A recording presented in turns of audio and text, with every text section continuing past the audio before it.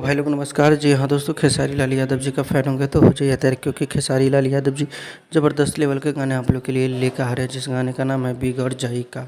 इस गाने को खेसारी लाल यादव जी और शिल्पी राज ने मिलकर गाए हैं। गाना ज़बरदस्त है और इस गाने को लिखे अखिलेश कश्यप जी ने, म्यूजिक से सजाए हैं मास्टर प्रिंस ने। दोस्तों बता दूँ, ये गाना जो है काफ़ी ब्लास्ट लेवल का, और ये गाने को जो है आप लोग के बीच में अन्नपूर्णा फिल्म से रिलीज़ किए जाएंगे कल सुबह में ये गाना आ रहा है। ब्लास्ट लेवल का गाना है, तो आप लोग इस गाने को ज़रूर देखिएगा, अपना प्यार सपोर्ट ज़रूर दीजिएगा, ताकि भोजपुरी से रिलेटेड कोई भी अपडेट हो तो सबसे पहले आप देख पाएंगे। और खेसारी लाल यादव जी का ये बेहतरीन गाना आप लोग ज़रूर सुनिए, क्योंकि इस गाने में जो है एकदम रंगदारी वाले सॉन्ग है और बहुत अच्छा लगेगा। ये खेसारी लाल यादव जी का अन्नपूर्णा फिल्म से दूसरा रंगदारी सॉन्ग है जो कि आया है। और ऐसा ही अपडेट पाने के लिए चैनल को सब्सक्राइब करिए।